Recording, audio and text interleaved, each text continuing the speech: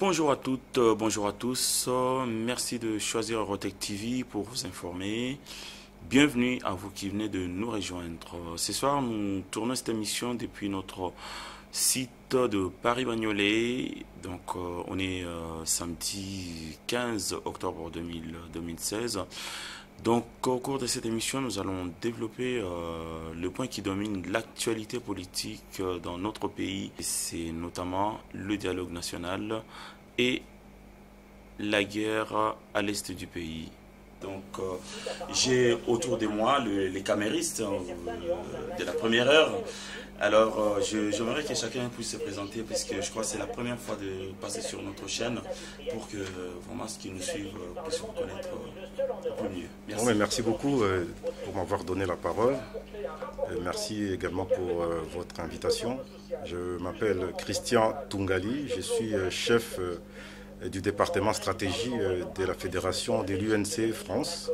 Et c'est pour moi un réel plaisir pour venir parler de mon pays, le Congo, que nous portons tous à cœur. Alors bonsoir à tous, moi je m'appelle Benito Kiangoudi, je suis un des communicateurs de l'UNC France. Donc également un plaisir d'être là pour parler du pays, de parler de ma nation. Voilà. La parole est à vous. Ouais, bon, dire satisfait ou pas être satisfait, ce n'est pas ça le plus important. Le plus important, c'est que dans notre pays, il y avait une crise de la problématique électorale, que le dialogue ait eu lieu et puis qui est touché à sa fin. Et ce n'est pas de savoir si on est satisfait ou pas. Il y a des points que nous avons revendiqués, et c'est l'organisation des élections, parce que l'objet principal de ces dialogues-là, c'était l'organisation de l'élection présidentielle dans un temps raisonnable. Et voilà, nous avons pu l'obtenir. C'est vrai qu'il y a un accord qui sera signé. Donc, à votre avis, le temps est raisonnable, puisque les élections sont repoussées au... Le temps est raisonnable et consensuellement, le temps est raisonnable.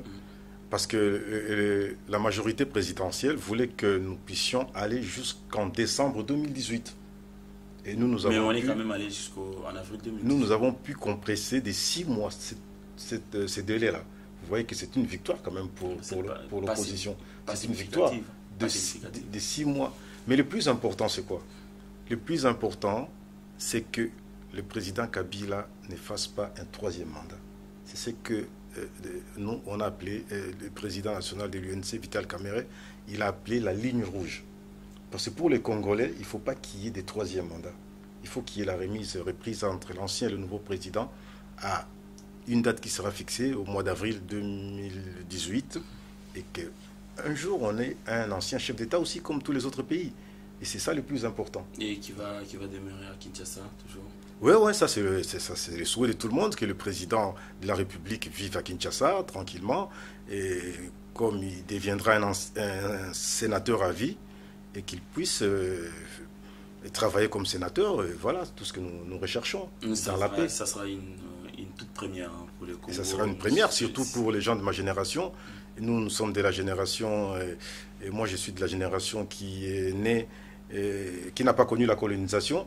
Et on a grandi avec Mobutu pendant beaucoup d'années. Et puis le président Laurent Désiré Kabila est arrivé, le président Joseph Kabila, on n'a jamais eu d'ancien chef d'État. Et voilà, ça sera une première pour nous. Monsieur Benito, les accords sont là, qu'est-ce que vous en pensez? Comme Christian disait, le plus important ici, c'est l'intérêt général des Congolais. Qu'est-ce que les Congolais attendent? Les Congolais attendent qu'on leur dise que le président Joseph Kabila ne pourra plus se représenter. Les Congolais attendent que le président Kabila, on lui dise de vive voix qu'il n'y a pas question de partir ou de tenter un 3e mandat. Parce mais que ça vous l'avez fait plusieurs fois dans la rue. Dans toutes les C'est-à-dire rues, voilà, c'est ce que tout le monde scandait. Bon, on ne veut pas le glissement, on ne veut pas un 3e mandat au 18. C'est toujours le cas, il n'y a pas de 3e mandat. Au 19, au 20, il sera là. Alors, ce qu'il faut dire, il faut être clair, il faut être franc. Le problème avec le politique congolais, c'est que le discours des politiques congolais est rempli de sophismes. Il faut dire à la population la vérité. Aujourd'hui, la majorité présidentielle nous a eu. Mais qu'est-ce qu'on fait? On reste les bras croisés ou on essaie de trouver des solutions? Parce que les accords les accords... Non, quand je dis il nous a eu, c'est-à-dire qu'on est aujourd'hui face à un glissement, comme certains l'appellent. Voilà, qu'est-ce qu'on fait? On trouve une solution. Disait, oui, mais on trouve une solution, mais cette solution-là, elle doit être pacifique. Elle ne doit pas envoyer les enfants des gens dans la rue pour être assassinés, etc. etc. Non. Nous, en tant que UNC, président Vital Kamerhe, a des gènes, a des ADN de pacificateurs. Donc nous ne pouvions pas aller sur une voie qui tuerait nos frères, nos sœurs, etc. Donc nous avons choisi la voie pacifique, puisqu'il faut rappeler ici que le dialogue n'a été récusé par personne. Personne, en tout cas personne. Mais pas dans les conditions actuelles, puisque les préalables ont été définis à la base. Et aujourd'hui, à mon humble avis, rien n'a été respecté. Écoutez, vous savez, je vais juste finir par là. Vous savez, il faut pas mentir à la population. Aujourd'hui, vous savez, vous êtes sans ignorer qu'il y a une partie de l'opposition qui a négocié avec la majorité présidentielle. C'était pour une transition de 3 ans. Nous avons opté pour une voie pacifique, mais aussi la possibilité de permettre à ce que nous fassions un atterrissage en douceur, éviter les bains de sang. C'est ce qu'on a voulu. Nous n'avons pas voulu aller utiliser l'argent du contribuable à l'étranger, comme certains l'ont fait, à Ibiza, à Monaco, à l'hôtel Raphaël. Donc nous avons voulu faire quelque chose dans le pays, résoudre une situation de crise pour éviter que nous plongeons dans le chaos, à l'intérieur même du pays, face aux Congolais, en toute transparence. Et vous n'allez pas nous tout taxer d'être traître ou d'accompagner le président Joseph Kabila, alors que nous avons été clairs dès le premier jour de l'ouverture du dialogue qu'il n'y aura pas de troisième mandat et on ne sortira pas de ces accords, enfin de ce dialogue, sans un accord politique et d'une date des élections. C'est ce qu'on a fait. Alors, M. Kangouda, je pense que vous serez d'accord avec moi sur le principe que le seul préalable qu'il y avait, c'était pas que le glissement ou le troisième mandat pour Kabila, il y en avait plein. Il y avait par exemple la libération de tous les prisonniers politiques. Où est-ce qu'on en est aujourd'hui? Et le président Vital Kamerhe, co-modérateur du dialogue, il a ramené sur la table du facilitateur une liste de prisonniers. C'est-à-dire que chaque parti politique avait élaboré une liste de personnes qu'il estimait être des prisonniers politiques. Maintenant, il revenait au ministre de la Justice de les regarder au cas par cas. Mais il y a 115 prisonniers qui ont été libérés, tous les partis politiques confondus. Et dans ces 115-là, il y avait aussi des membres de l'UNC qui étaient libérés. Il y a des gens de l'UNC qui étaient condamnés pour des délits politiques. Mais ce n'est pas à nous de dire qui a commis un délit politique ou pas. C'est à la justice de le dire. Parce que quelqu'un qui brandit une pancarte Kabila, Yebela, si on l'arrête, ça c'est un prisonnier politique. Quelqu'un qui écrit sur son t-shirt « Je veux les changements », si on l'arrête, c'est un prisonnier politique. Un journaliste qui est arrêté pour ses opinions, c'est un prisonnier politique. Un pasteur qui prêche que vous devez faire un bon choix le jour des élections, il s'est fait inquiéter, ça c'est un délit politique. Mais quand quelqu'un casse la voiture de son voisin, il casse le magasin de son voisin, moi je ne pense pas que ce soit un prisonnier politique. Il y a un délit aussi de droit commun. Mais parmi les ténors de la politique de l'opposition congolaise aujourd'hui qui étaient enfermés en prison, quels sont ceux qui sont libérés? Parce que moi j'en connais pas beaucoup. Est-ce que vous auriez des noms? Je ne sais pas. Vous savez, le problème des Congolais, c'est qu'on aime personnaliser les choses. Ici, il n'est pas question de ténor de l'opposition. Tout le monde a droit, dans le Congo, tout le monde a droit à être jugé, a droit à avoir ses droits comme tout le monde. Tout le monde a des droits. Il n'y a pas que les ténors ou quoi que ce soit. Et en parlant des ténors, par exemple, il y a des préalables. Parfois, moi, je me dis que je ne comprends pas, en fait, la politique de notre pays. Parce que des gens comme les Joe Mindonga, là, par exemple, c'est un ténor de notre pays. Oui, justement. Ils méritaient, justement, d'être libérés. Mais vous oubliez quand même que les gens qui, aujourd'hui, essaient de donner l'impression qu'ils respectent la Constitution à la lettre, Joe Mindonga, là, est en prison à cause de ces personnes-là. Ces mêmes personnes qui, comme je vais citer des noms, M. Francis Kalombo, par exemple, il a fait partie il était avocat de l'accusation. Aujourd'hui, si M. Diomi Ndangala est en prison, qu'il vienne nous expliquer, qu'il nous dise clairement qu'est-ce qui s'est passé pour qu'aujourd'hui, il se range du côté des gens qui disent que Diomi Ndangala a été condamné parce que c'était un... Voilà. Donc ça reste vraiment des choses que je ne comprends pas. Aujourd'hui, le président Vital Kamerhe, une fois dans le dialogue, on a réussi à avoir une centaine de libérations de prisonniers. Donc vous dites que ce n'est pas un effort ou ce n'est pas un avancement. Si, nous avons fait des avancements, nous sommes aujourd'hui au dialogue pour ça. Mais les préalables, nous disons, il faut les commencer peut-être à l'extérieur, mais il faut les finir à l'intérieur. Même à l'époque de la conférence nationale, les gens étaient venus en Belgique, et c'est quand ils sont arrivés en Belgique qu'ils ont demandé qui est Lumumba qui arrive. Donc il faut trouver des solutions dans le dialogue. C'est ce que nous avons pris comme parti pris. Nous n'avons pas dit rester à l'extérieur. Et en plus, vous savez, je sais que vous faites allusion à une tranche particulière. Enfin, aujourd'hui, s'il y a blocage, c'est aussi parce que certains considèrent, pensent que le pays doit s'arrêter parce qu'une seule personne a des problèmes avec la justice. Et bien non, nous disons que ça n'a pas de sens. Nous allons au dialogue pour l'intérêt général du pays et pas pour un individu ou un autre. En voilà. revenant à l'intérêt général du pays, moi je pense qu'au jour d'aujourd'hui, l'intérêt général du pays n'y est plus. Simplement puisque quand on regarde justement ceux qui sont autour de la table de discussion, ils sont tous accusés d'y aller pour leur propre ventre. Propre ventre simplement puisque bon, tout ce qui était convenu au jour d'aujourd'hui, moi je peux dire que sans trop les citer, M. Vital Kamerhe, c'est l'un de ceux qui ont refusé d'accompagner le rassemblement en Belgique pendant que les autres étaient à Genval. Lui il était ici à Paris en conférence sur conférence et il a refusé tout ce que tout ce qui avait découlé de cette... Et dites-moi un peu pourquoi il ne l'aurait pas fait. Mais pourquoi il a aujourd'hui, puisqu'il avait une idée derrière la tête, il ne voulait pas marcher sur les pas des autres, il voulait marcher sur ses propres pas. Il ne voulait pas, M. Vital Kamerhe, c'est quelqu'un qu'on connaît très bien, dès qu'il y a quelqu'un qui outrepasse ses pensées à lui, et donc il n'est plus avec lui. Donc c'est ça le problème, c'est justement la raison pour laquelle aujourd'hui, il a été au dialogue, il a défini les choses à sa manière. Non, il ne faudra pas voir les choses de cette manière-là. À Genval, Vital Kamerhe a été invité, mais malheureusement, il avait d'autres rendez-vous qu'il devait honorer à Paris. Il est venu, il était invité à une conférence sur la sécurité en Afrique. Et curieusement, il y a M. Katumbi aussi qui n'était pas à Genval. Je suis obligé de les citer. Ça ne le dit pas. Ça n'a pas posé problème. Vital Kamerhe n'était pas à Genval, ça pose problème. Katumbi est arrivé malade déjà. Moïse Katumbi, on attend toujours qu'il nous montre son attestation. Moïse Katumbi,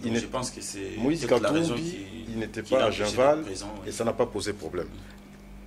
Il faudrait qu'il nous justifie déjà. Le problème, c'est quoi? Ce n'est pas d'avoir été à Genval ou quoi. Il y a eu 14 résolutions qui ont été décidées, retenues à Genval. Les 2 membres de l'UNC qui avaient participé à cette réunion, à titre personnel, les anciens membres de l'UNC, M. Ewanga et M. Lubaya, sont rentrés au pays, ils avaient fait la restitution. Et l'UNC avait pris acte de toutes ces résolutions qui avaient été prises à Genval. Ça c'était le plus important. Maintenant, vous dites que M. Vital Kamerhe, il roule pour lui. Ça, c'est des procès d'intention que vous lui faites. Non, mais ce n'est pas des procès d'intention. Moi, je vais vous dire une chose. Avoir des giseurs, puisque si vraiment il avait été au courant de ce qui s'était passé à Genval, il ne serait même pas au dialogue. Moi, je vais vous dire une chose. Entre mi-juillet 2015 et septembre 2015, il y a eu un pré-dialogue entre l'UDPS et le PPRD en Italie et en Belgique. Personne, c'est normal. Comme c'est le PPRD, l'UDPS, c'est normal. Donc personne ne dit rien du tout. Et il n'était même pas, et ces pré-dialogues-là n'étaient même pas inclusifs. Et s'il a échoué, c'est tout simplement grâce à la dynamique de l'opposition. Non, mais là, c'était une prise de contact, c'était pas un dialogue. C'était pas quelque chose de défini préalablement avec l'opposition du pays. Dans ce pré-dialogue-là, il y a des choses qui se sont décidées. Il y a des choses qui se sont décidées, mais qui ne sont pas sorties au grand jour. Et qui n'engageaient que l'UDPS en ce moment-là. Et l'UDPS, à cette époque-là, estimait parler au nom de toute l'opposition. Parce que l'UDPS estime que sans lui, il n'y a pas d'opposition qui existe en République démocratique du Congo. Et nous disons, nous ne voulons pas nous inscrire dans cette logique-là. Alors, si je reviens à Vital Kamerhe, les gens, ils oublient que Vital Kamerhe, en 2011, il a été 3e aux élections présidentielles. C'est quand même pas n'importe qui dans notre pays. C'est vrai, M. Tshisekedi a été 2e, nous le respectons. Kamerhe, il a été 3e aux élections. L'UNC, c'est un parti qui a 10 ans. C'est un grand parti politique qui mérite d'être respecté aussi. Nous avons une vision à l'UNC. Nous avons notre façon de voir les choses des fois. Et moi, je crois, et si nous continuons toujours à nous lancer des pics comme ça, on n'arrivera jamais à faire un rassemblement dans l'opposition. C'est-à-dire qu'on doit d'abord commencer par se respecter. Les partis politiques doivent commencer par se respecter. Les leaders politiques doivent commencer par se respecter. Et là, on pourra un jour faire un grand rassemblement pour une alternance en République démocratique du Congo. Alors, aujourd'hui, les équivoques sont levés, les accords ou l'accord est sur la table, et donc ça sent déjà la transition. Et la transition, qui dit transition, dit au jour d'aujourd'hui, choix du futur Premier ministre. Kamerhe est parti favori. Qu'est-ce que vous en pensez? Alors, Kamerhe est parti favori, ça c'est vous qui le dites. Mais c'est pas que moi, vous savez, pas que moi, puisque parmi les gens qui sont autour de la table de l'opposition, Kamerhe est le plus... Ah bah merci déjà, si vous le dites, c'est un honneur pour nous. Mais nous ne sommes pas allés là-bas pour la primature. Ça c'est ce qu'il faut savoir. Mais il faut pas non ça plus... lui a été promis à une époque. Vous avez des preuves? Parce que je pense que si c'était le cas, le président Vital Kamerhe serait déjà Premier ministre. Ça m'étonnerait puisqu'on ne l'a pas gardé très longtemps en tant que... Vous savez, je vais vous dire une chose. Le président Vital Kamerhe, c'est quelqu'un d'intègre. C'est quelqu'un qui suit des valeurs, des principes républicains. Donc ce n'est pas quelqu'un qu'on va débaucher à tout bout de champ comme ce qu'on voit aujourd'hui. Donc il a des principes. Si vous voulez devenir Premier ministre, ça serait déjà fait il y a très très longtemps. Nous sommes allés là-bas, je vous l'ai dit tout à l'heure. Avant ou après son poste de président de l'Assemblée nationale? Comment ça? On sait, mais il serait Premier ministre quand? Avant d'être président de l'Assemblée ou après? Puisque après, on sait de quelle manière il est sorti. Non, mais vous savez, je vais éclaircir les choses. Le président Vital Kamerhe a mené ce Parlement-là avec brio. Donc, vous avez vu comment il a dirigé, il a conduit des parlements étrangers en Italie, il a présidé un parlement, et en Espagne, et son nom, mais c'est allé dans des niveaux parce que c'était quelqu'un qui était au milieu du village. Le débat était équilibré, il n'a pas fait de parti pris, et c'était quelqu'un de très intègre quand il était président de l'Assemblée nationale. Donc, ce qui a causé la rupture, parlons-en, c'est le fait que le président Vital Kamerhe a voulu conserver l'intégrité territoriale. Et ça, vous pouvez le reprocher tout ce que vous voulez, mais personne ne peut le reprocher quand même de garder l'intégrité territoriale de notre pays. Il a agi en tant que démocrate et patriote. Donc ça, c'est une chose. Donc j'aimerais revenir, avant de parler de la primature, j'aimerais revenir à ce que Christian disait tout à l'heure, c'est que Jean-Val, je ne vois pas pourquoi le président Vital Kamerhe se serait rendu là-bas. Parce que déjà, les personnes qu'on a retrouvées à Jean-Val ne correspondent pas à l'attente du peuple congolais. Vous voyez des gens comme... il n'y avait pas que toute l'opposition. Vous me dites Francis Kalombo, il est de quelle opposition, de quel parti politique? Le M23, monsieur, le M23 qui a assassiné nos frères et sœurs sur les territoires congolais, ils étaient là-bas. Vous me dites des gens qui sont en train de corrompre des gens à tout bout de champ, des gens qui ont financé des guerres. La guerre du RCD se sont retrouvés là-bas et vous voulez que nous allons nous asseoir avec ces mêmes personnes-là? Donc vous voulez dire que ça ne nous intéressait pas. Il ne s'y est pas rendu? Ça, c'est mon point de vue. Et je pense qu'en tout cas, moi, je serais conseiller direct du président Vital Kamerhe. Je leur ai dit, Monsieur le Président, n'y allez pas, pour ces raisons que je viens d'évoquer. Alors, revenons à la primature. Vous savez, le gouvernement congolais nous a emmenés à une impasse. C'est pour ça que je disais tout à l'heure qu'ils nous ont eus. Ils nous ont dribblés. Il faut le reconnaître. Et aujourd'hui, il faut décrypter cette situation, éviter le chaos. Donc, nous ne pouvons pas, en tant que responsables politiques, nous ne pouvons pas laisser ce temps-là de prolongation, j'appelle prolongation parce que transition, ça fâche un peu la Constitution, à cette même majorité qui a été incapable de mobiliser les fonds pour avoir des élections en 2016. Donc, ce n'est que logique que pendant cette période de prolongation, si l'accord dit que le gouvernement de la primature revient à l'opposition, c'est logique parce qu'on ne peut pas laisser à des gens qui sont irresponsables la possibilité de continuer. Non. Donc, si la primature revient à nous, il n'y a pas de problème. Ça sera juste pour mettre pour sécuriser justement cette période afin d'avoir des élections qui sont reportées malheureusement. Mais je l'ai dit au début que la majorité nous ont eu. Mais que faire? Nous ne pouvons pas envoyer nos enfants dans la rue se faire tuer pendant qu'on est en exil, pendant qu'on est chez soi tranquillement parce qu'on est affecté par l'âge, etc. Non, il faut être responsable. Et la responsabilité, il y a un concept de management qui parle de l'ombre du leader. L'ombre du leader, c'est quoi? Je dirais que c'est ce que le président Vital Kamerhe a. C'est pas seulement le fait de passer des messages. En général, les politiciens, ceux du rassemblement, qui donnent des messages violents, des messages qui n'apportent rien à la population. C'est pas seulement le fait. À vous entendre parler. C'est pas seulement. Attendez, laissez-moi finir. C'est pas seulement le. C'est pas le. Non, c'est pas ça. C'est pas seulement le fait de véhiculer un message, mais il faut être un message. Le président Vital Kamerhe a toujours été un message. Un message, c'est quoi? Il a toujours été un symbole de paix. C'est toujours été un pacificateur. C'est un philanthrope. Je ne fais pas de la propagande ici, mais les images sont là, les faits sont là, l'histoire est là. Le président Vital Kamerhe, au début des années 90, c'est lui qui a été commissaire du processus de paix. Donc il a fait en sorte que tous les belligérants, tous les gens qui se tiraient entre eux, se retrouvent pour qu'on évite à notre pays une crise qui continuerait des années et des années. Donc cette personne-là, aujourd'hui, qui a sauvé l'intégrité territoriale au Parlement quand il a démissionné en 2009, vous me dites que cette personne-là, aujourd'hui, si on faisait en sorte que la primature ou le gouvernement revienne à des gens qui sont à l'opposition, je ne parle pas seulement du président Vital Kamerhe, vous direz que ce n'est pas des gens qui méritent. Et je ne dis pas seulement qu'ils méritent, mais ils ont le droit de l'avoir. Parce qu'on ne peut pas laisser à la majorité cette période-là de gérer. Ce n'est pas possible. La primature, c'est justement ce qui pilote la politique du pays, pas le président de la République. Donc il faut qu'on pilote cette période-là. Non, mais bon, ma crainte aujourd'hui, ou la crainte de tout le monde, c'est de voir cette lourde tâche confiée à l'opposition, mais sans toutefois lui confier la marge de manœuvre. C'est ça justement le problème. Vous savez comment ça fonctionne dans notre pays, dans nos pays, évidemment, les pays africains. Quand, par exemple, on vous confie le poste de responsabilité, tous les postes clés sont entre les mains du président de la République. Non, mais attention. Donc, à savoir, aujourd'hui, on ne va pas vous laisser l'armée.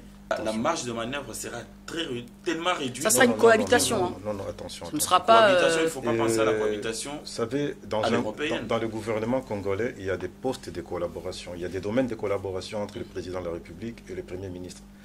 Séparation de pouvoir. Et ces domaines de collaboration sont définis. Ces domaines de collaboration sont définis par la Constitution et des lois organiques. Et dites que le gouvernement n'aura pas suffisamment de marge de manœuvre, moi je ne pense pas.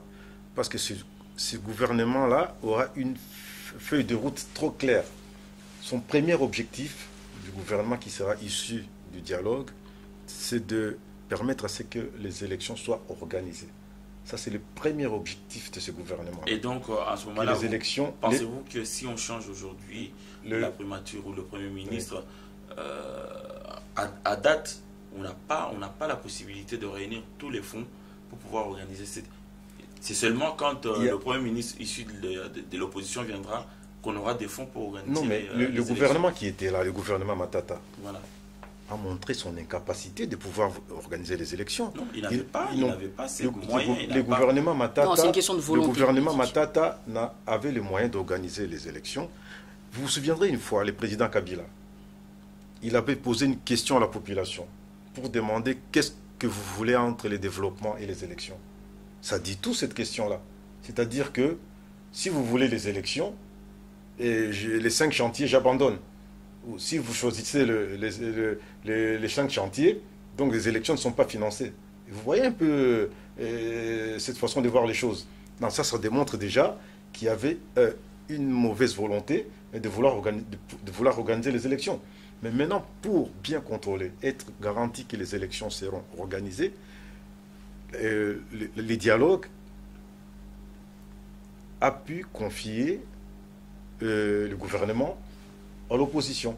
Et s'il s'avère que M. Kamere soit la personne la mieux placée et que ce père au dialogue lui font confiance, c'est à lui maintenant de dire si oui, il veut être Premier ministre ou pas. Mais ce n'est pas ça sa préoccupation. Ce n'est pas ça sa préoccupation. Vital Kamere, vous savez tous qu'il a d'autres ambitions. Il n'a pas créé l'UNC. Hein, il n'a pas créé l'UNC. Il n'a pas créé l'UNC.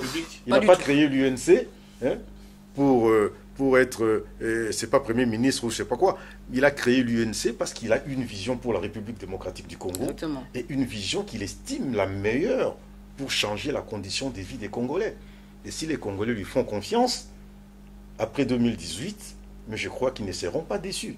Et c'est ça notre objectif. Je vais appuyer un peu les propos, avant qu'on passe à autre chose, de Christian. La RDC, elle est à repenser et à refonder.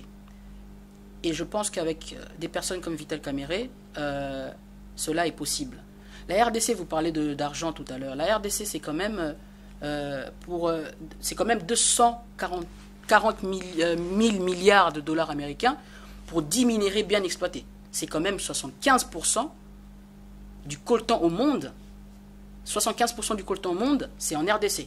Et malheureusement, un pays comme ça, on est à 7 milliards de budget. Et quand on regarde en face chez nos amis angolais, on est à 48. 9 milliards, pardon. Ça environne. Ouais. Moi, je dirais 7 milliards. Je ne sais pas où est-ce que vous avez grimpé, mais moi, je dirais 7 milliards. C'est ce qui a été publié. 7 milliards. En tout cas, c'est en 9 milliards. En tout cas, c'est en dessous de 10 milliards. Et en Angola, ils sont à 48 milliards. Ils environnent les 49. C'est honteux. Pendant que les États-Unis, ils sont dans les 250, 300. C'est honteux pour un pays où 75% du coltan réside en RDC, quand même. Du coltan au monde. Où 240 000 milliards de dollars américains pour 10 minéraux bien exploités. C'est honteux. Nous disons qu'il y a les moyens. Et mais comme j'ai dit, il faut que ça soit... La RDC doit être repensée et refondée. Et nous, c'est dans notre projet de société, le président Vital Kamere, c'est quelque chose qui met en avant. Refonder l'État, c'est notre priorité. Donner la chance à tout Congolais de vivre dans son pays correctement. De ne pas vivre comme on voit aujourd'hui en dessous de $1 par jour. C'est honteux avec toutes les richesses qu'on a. Même si ça a été pillé à l'est du pays par qui vous savez. Mais bon. Alors,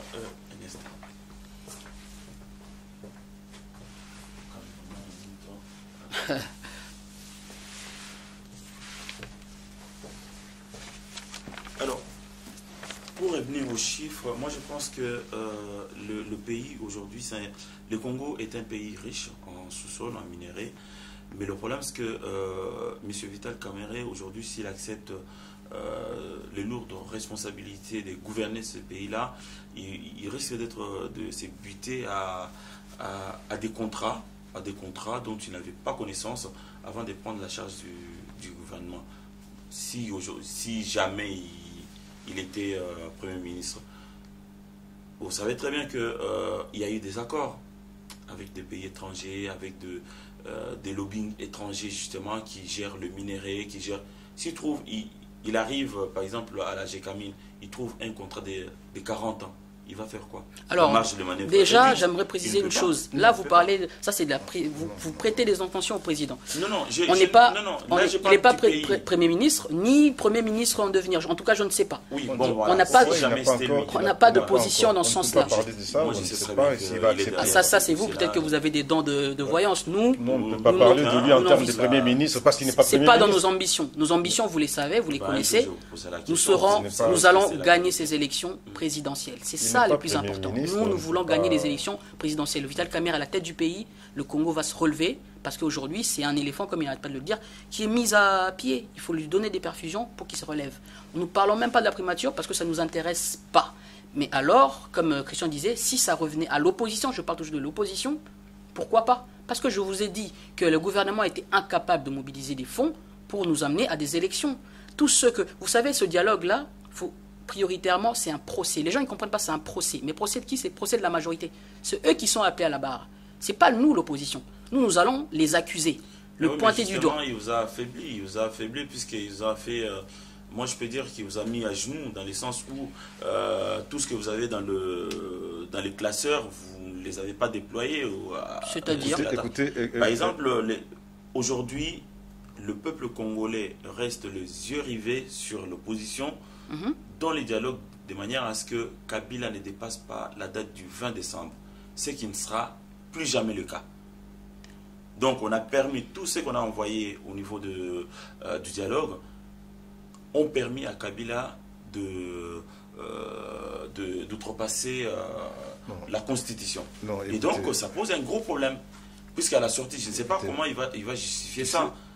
C'est lui qui était ténor, c'est lui qui a fait des promesses. Moi, je peux dire, il a fait des promesses, puisqu'on l'a vu balader, par exemple, des journées ville morte. Kabila, il doit partir, Kabila doit partir. Ça a été partout, diffusé partout. Je vais vous dire une chose. Et aujourd'hui, il fléchit les genoux pour dire, Kabila, ok, d'accord, on vous autorise à outrepasser la Constitution pour aller jusqu'au mois d'avril. Je vais vous dire une chose. Ça va poser un gros problème. On ne dirige pas, mon cher ami, on ne dirige pas un pays avec des émotions. On dirige un pays avec la raison. Les émotions sont, sont tout à fait légitimes, la raison pour laquelle... mais il revient à un homme d'État. Il revient à un homme d'État. Pensons au Congo, c'est tout. Je dis bien, les émotions sont légitimes, mais il revient à un homme d'État de pouvoir les canaliser. Le président de l'UNC a eu le courage de dire tout haut ce que d'autres pensent tout bas. Justement, c'est qui était à son intérêt. C'est un courage. Parce que quand les autres préconisent, par exemple, quand les autres proposent le régime spécial, c'est quoi le régime spécial? Il y a des gens qui ont proposé le régime spécial. Nous avons proposé le moindre mal. Et le moindre mal, là, c'était difficile de l'arracher. Nous ne sommes pas partis au dialogue par complaisance. Ça a été des séances très difficiles. Et ça a été des séances où des gens, des fois, ne trouvaient pas une solution. Il y a eu des blocages dans ces dialogues-là. Ce n'était pas une pièce de théâtre. Hein? Loin de là. Les gens ne peuvent pas... Il ne faut pas faire croire aux Congolais que c'était une pièce de théâtre. C'était un dialogue. Et il y a des choses qu'on a arrachées. Il y a des choses qu'on n'a pas pu arracher. C'est ça la vérité. C'est ça la vérité qu'il faut dire aux Congolais. Qu'est-ce qu'on a... vous arracherez en cours de route? Qu'est-ce qu'on a arraché? Qu'est-ce qu'on a arraché? On a arraché tout d'abord la première victoire. La première victoire, c'est que vous avez convaincu, la première victoire du peuple congolais. Toute l'opposition présente autour de la table de permettre à Kabila... La première victoire du peuple congolais, c'est qu'ils sont au moins sûrs aujourd'hui que les élections seront organisées. La deuxième victoire des Congolais... Au-delà du... La première victoire, c'est que Kabila ne va plus se représenter. La deuxième victoire, c'est que les élections seront organisées dans ces pays-là. Au-delà du délai constitutionnel. Au-delà du délai constitutionnel, parce que ça, c'est un glissement consensuel. On a été au dialogue. Pourquoi on a été au dialogue? On a été au dialogue parce qu'il y a eu un objet de conflit. Et cet objet de conflit, c'est quoi? C'est l'organisation des élections. Parce qu'il y a eu un conflit qui s'est cristallisé sur un objet, l'organisation des élections. Il y a eu deux choix. Il n'y a que deux choix. L'application de l'article 64, envoyer les gens dans la rue, ou bien carrément discuter d'abord, essayer de trouver des solutions pacifiques, et puis les restes après. Moi, je voudrais savoir, ma question... Pourquoi on a dialogué? Kamer, il n'a pas trahi. Pourquoi dialoguer? Parce que nous, à l'UNC, nous savons que le pouvoir est fluctuant. Aujourd'hui, nous pouvons être au pouvoir, et demain, ça peut être quelqu'un d'autre. Pourquoi nous avons accepté de dialoguer? Parce que nous avons envie de vivre ensemble. Nous sommes tous des Congolais. Ce pays nous appartient. Il n'y a pas un groupe qui peut exclure l'autre. Pourquoi nous avons accepté le dialogue? Parce que c'est une norme sociale, le dialogue. C'est dans la culture africaine. Et depuis nos ancêtres, il y a toujours eu des dialogues. Et c'est à cause de tout ça que nous nous sommes dit, non, nous mettons un peu d'eau et de l'eau dans notre vin et nous allons au dialogue. Mais les gens qui ne veulent pas venir au dialogue, ils sont libres. Ils sont libres de ne pas venir au dialogue. Qu'est-ce qu'ils ont... Ils proposent... Ils se sont rendus compte des propositions qui... Mais qu'est-ce qui... Voilà. Quand moi je regarde l'UDPS, par exemple, je dois revenir à l'UDPS. Oui. J'ai suivi, comment il s'appelle, Bruno Chibala. Il avait dit qu'il n'était pas contre les dialogues. Mais qu'est-ce qu'ils voulaient, eux? Ils voulaient un dialogue conformément à l'accord cadre d'Addis Abeba. Un dialogue qui va se référer aux 3 résolutions des Nations Unies. Ils voulaient un dialogue où la modération sera faite par la communauté internationale. Et les dialogues qui sera convoqué par un modérateur. Mais tout ça, on l'a fait. Oui, le dialogue n'a pas été convoqué par Kabila. Le dialogue a été convoqué par Edem Kodjo. Edem Kodjo, on l'a refusé. Les dialogues qui autour de la table, puisque Edem Kodjo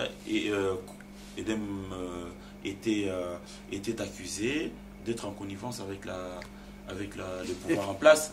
Non, mais qu'est-ce que vous appelez être en connivence avec le pouvoir en place? Ça, c'est facile de faire des accusations sans preuve. Ça, c'est tout simplement des accusations sans preuve. Qu'est-ce que vous appelez être en connivence avec le pouvoir en place? Edem Kodjo, c'est pas nous qui... Edem Kodjo avait vu déjà l'UDPS avant à Paris, à Raphaël. Donc ça, c'est vraiment triste de réfléchir dans ce sens-là. Edem Kodjo a été envoyé en République démocratique du Congo par Mme Nkosazana Dlamini Zuma, qui est la présidente de la Commission de l'Union africaine.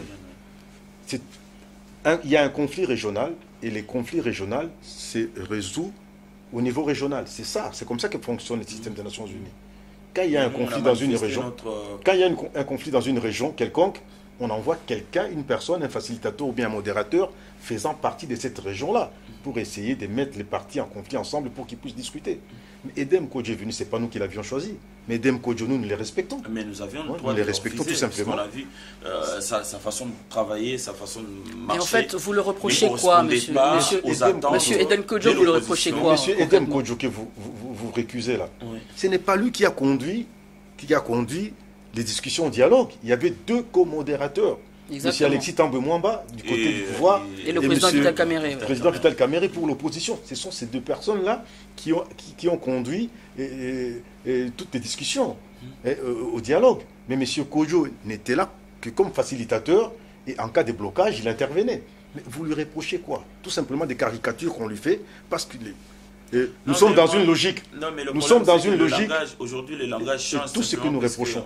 Nous, ce que nous reprochons. Accords qui ne correspondent pas aux attentes. J'aimerais dire ceci. Mais qui vous dit que ces accords-là ne correspondent pas? Les Congolais, leur attente, c'est quoi? Nous n'avons pas changé. C'est d'aller aux élections, les Congolais, c'est ce qu'ils attendent. J'aimerais juste faire une. Mais en temps réel, tous les techniciens sont venus dans ces pays-là. Tous les techniciens exactement. De l'OIF, de l'ONU, de l'Union africaine, ils ont dit qu'il n'était plus possible d'organiser les élections. J'aimerais juste faire une précision. C'était fait exprès. Mais nous tous le reconnaissons. Monsieur Boye, j'aimerais juste faire une petite précision. Alors, nous n'avons pas changé de position. Les versatiles aujourd'hui, ce n'est pas nous. Nous avons toujours gardé notre position. Vous savez, au lendemain des élections de 2011, c'est le président Vital Kamerhe qui a pris son bâton de pèlerin et allait à Addis Abeba. Vous avez vu, il y avait l'accord 2098, 14, sur son point 14b, je crois. Alors, il était confié une mission aux représentants des Nations Unies de déléguer un facilitateur, d'accord, pour régler les problèmes de crise. Parce que nous savons bien qu'en 2011, le président Tshisekedi avait gagné des élections, mais bon, comme ce que vous savez, vous savez ce qui s'est passé. Nous n'avons pas eu ce dialogue-là. Et le président Joseph Kabila a contrecarré la logique en convoquant une concertation que nous n'avons pas, une concertation que nous avons boycottée, nous avons refusé parce que ce n'était pas ça la vraie problématique. Donc, après l'UDPS et le PPRD, la majorité présidentielle, sont allés négocier à l'extérieur du pays avec l'argent du contribuable congolais. Et ça, c'était le dialogue selon la résolution du président de la République du 27 novembre dernier, de l'année dernière. Celui-là, on a dit que c'était un dialogue piège. Et ce dialogue-là, nous n'avons pas accepté ce dialogue-là, nous n'accepterons jamais ce dialogue-là. Mais c'est de ce dialogue-là, laissez-moi finir s'il vous plaît, c'est de ce dialogue-là que l'UDPS a dialogué les 3 ans de transition. Il faut dire aux Congolais la vérité. 3 ans de transition, et vous pensez que ça, c'est respecter la Constitution? Non, ce n'est pas respecter la Constitution. Ils ont négocié ça déjà à l'extérieur du pays, Donc ça, c'était un complot contre la République. Ils étaient tout seuls. Il n'y avait personne qui allait. Nous avons dit ce dialogue-là, c'est un dialogue piège qui permettrait un glissement, un troisième mandat qui ne répondrait pas aux attentes des Congolais. Le dialogue que nous avons, et puis il n'y avait pas d'accord, il n'y avait pas de témoins, il n'y avait pas de communauté internationale quand ils l'ont fait à l'étranger. Nous avons accepté le dialogue selon la résolution 2277 qui est, en gros, qui vient remplacer la 2098 de l'époque. Pourquoi? Parce que ce dialogue-là a des témoins.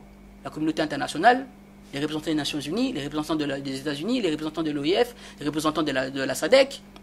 Tout le monde se retrouve. Donc on a des témoins. Parce que aussi l'article 215 de la République, de la Constitution congolaise nous dit que les traités et accords internationaux priment sur les lois de la République. Donc ça veut dire que l'accord qui va sortir là va être imposable à tout le monde. Tout le monde. C'est pour ça que nous sommes allés, même à la majorité, ils seront imposables par rapport à ça. C'est pour ça que nous sommes allés à ce dialogue-là.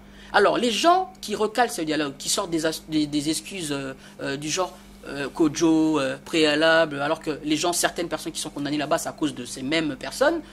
En 2005, ils ont boycotté le dialogue. Pardon, ils ont boycotté la Constitution.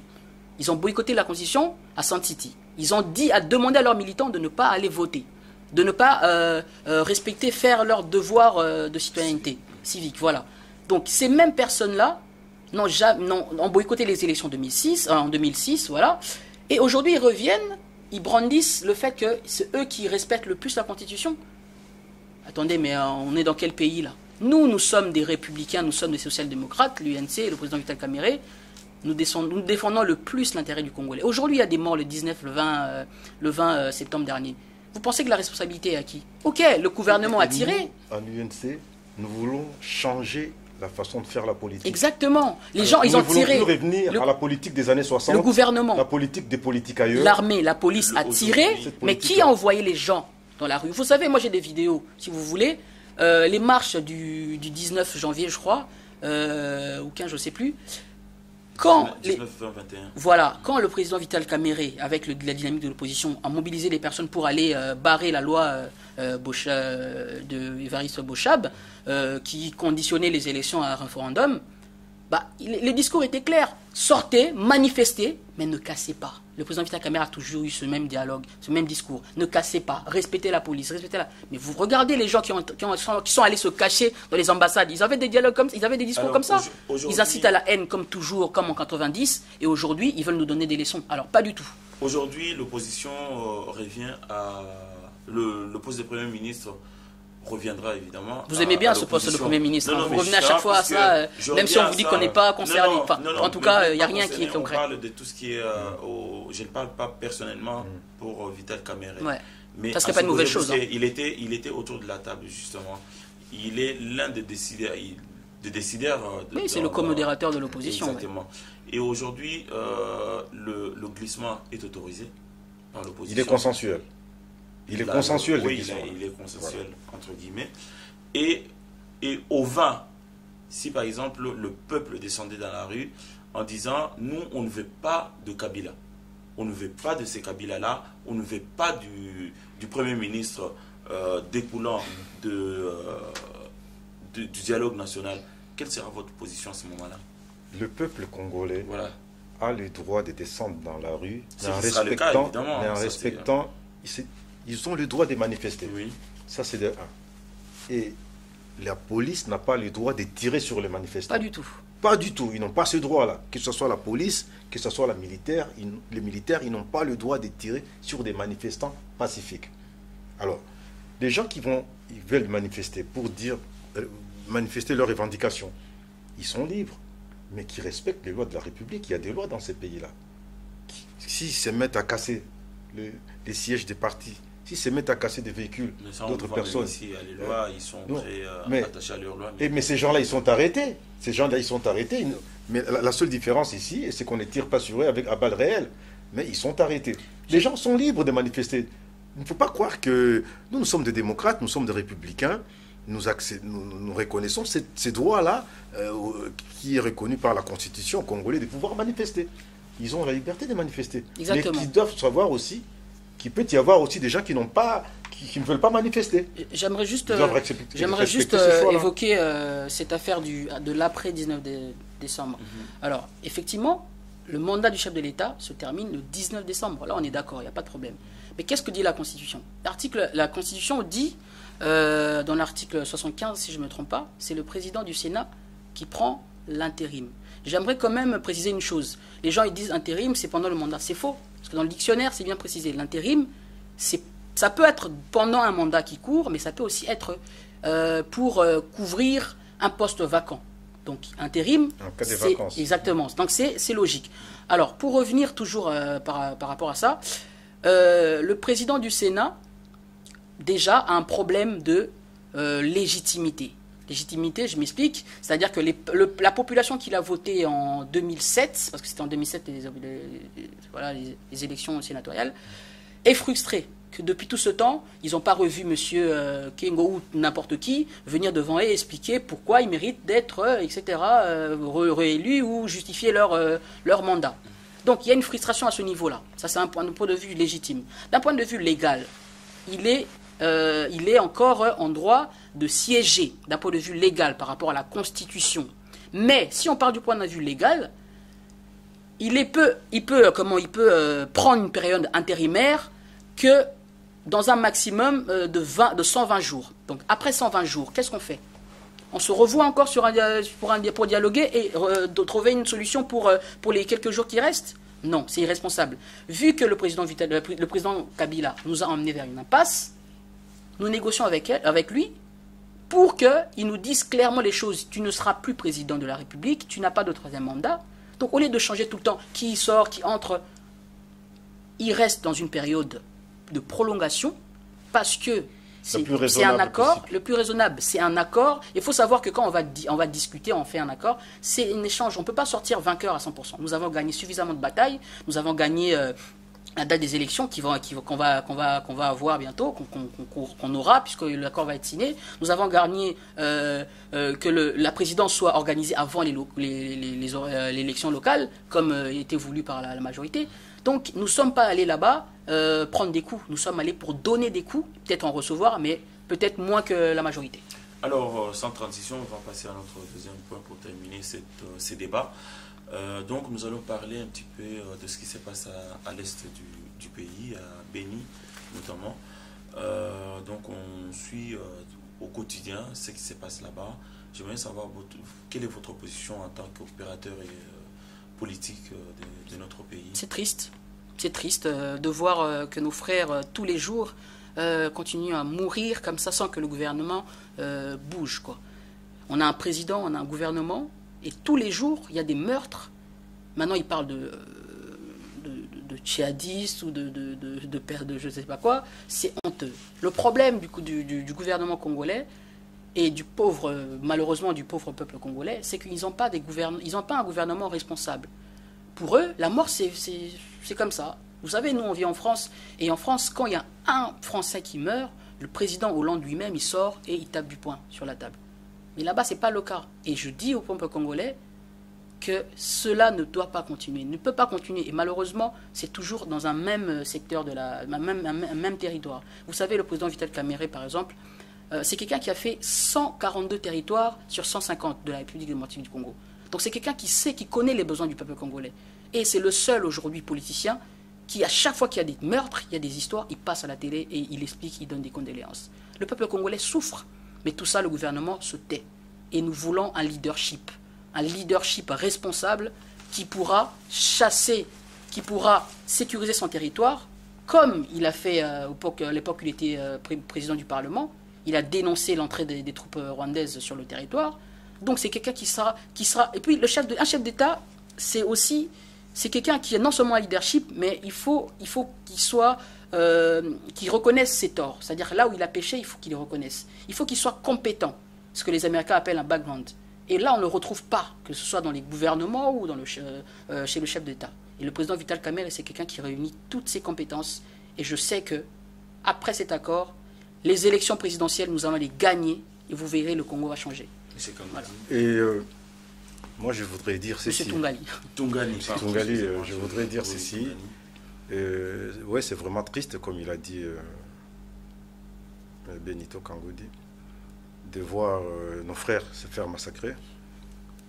D'autant plus que moi, je suis originaire de cette région-là, du Kivu, et j'ai de la famille là-bas. Mais les questions qu'on se pose aujourd'hui, à qui profitent ces massacres-là? À qui profitent ces massacres? Parce que quand vous voyez dans l'armée nationale congolaise qu'il y a des anciens chefs rebelles qui occupent encore aujourd'hui des fonctions de haut rang dans l'armée, et il y a des questions à se poser. Quand on regarde dans les institutions de la République démocratique du Congo, qu'il y a encore des chefs rebelles qui sont dans les institutions, on se pose des questions. Et on se pose toujours la question, qui tire les ficelles? Parce que cette région-là, c'est la région la plus militarisée. Et il y a une présence massive des éléments de la MONUSCO et la plus grande force d'intervention et de maintien de paix au monde aujourd'hui. Il y a dans cette région-là, il y a aussi des militaires congolais. Mais curieusement, il y a 70 groupes armés dans ce coin-là. Et qui se sont fractionnés. Au départ, ils n'étaient pas nombreux, comme les fractionnements. C'est une particularité congolaise. Les partis politiques se fractionnent, les églises se fractionnent, les orchestres se fractionnent, et les groupes armés se sont fractionnés jusqu'à arriver au nombre de 70 groupes. Ils se retrouvent même à Javal. Qui se retrouvent triste, dans ces coins-là. Personne ne dit. Mais moi, personnellement, je pense que... Javal, tout le monde qui s'est retrouvé là-bas, je pense que... Il y avait des groupes armés. Les problèmes congolais, les problèmes congolais, les problèmes de Beni, de Butembo, de tous ces coins-là, c'est un problème d'abord politique. Il faut que nous trouvions des solutions politiques. Nous mettions fin à cette crise de légitimité dans notre pays et que nous puissions fonder une véritable cohésion nationale. Et ce n'est qu'après ça que nous pouvons arriver à mettre fin à ce genre de tueries que nous n'aimerions plus voir et se répéter dans notre pays. Voilà, chers téléspectateurs, nous cheminons vers la fin de ces débats que vous avez suivis avec intérêt. Donc le plaisir sera pour nous de vous retrouver encore nombreux derrière vos écrans, derrière vos ordinateurs pour regarder nos émissions comme celle-là. À vous la parole. Vous êtes opérateur économique, opérateur politique. N'hésitez pas à nous appeler au numéro qui défile au bas de l'écran pour assister à des émissions et débattre justement de l'avenir du pays, la RDC. Alors, messieurs Benito, voilà, c'était un grand plaisir de vous recevoir. Plaisir partagé. Voilà, et puis monsieur Tungani aussi. Un très très grand plaisir. Sauf si vous avez un mot de la fin, sinon on a fini notre émission. Bon, moi, le mot de la fin, je voudrais dire tout simplement aux Congolais qui nous regardent à cet instant que nous, de l'UNC, avec en tête notre président Vital Kamerhe, nous sommes de la génération qui est née après l'indépendance. Il est arrivé maintenant à notre tour de prendre en main la destinée de notre pays. Faites-nous confiance, nous avons une vision pour la République démocratique du Congo. Et cette vision-là, si Vital Kamerhe veut, il va la porter pour nous. Et cette vision va permettre que nous puissions changer ensemble notre condition de vie. Parce que nous avons tant souffert. Ce Congo-là, il nous appartient, nous l'aimons, nous le pensons tous les jours au réveil et pendant la journée et le soir avant de dormir, nous pensons Congo. Et c'est la raison pour laquelle nous avons accepté d'aller au dialogue. Parce qu'il n'y a qu'une seule chose qui nous rassemble, c'est les Congos. Voilà. Alors moi je dirais au peuple congolais que le Congo est à repenser et à refonder comme je l'ai dit tout à l'heure. Et aujourd'hui celui qui est à même de faire cette chose-là, et je pèse mes mots, c'est le président Vital Kamerhe. Je ne fais pas de la propagande, mais je dis les choses vraies. Donc donnez-lui la chance, il ne trahira jamais le Congo.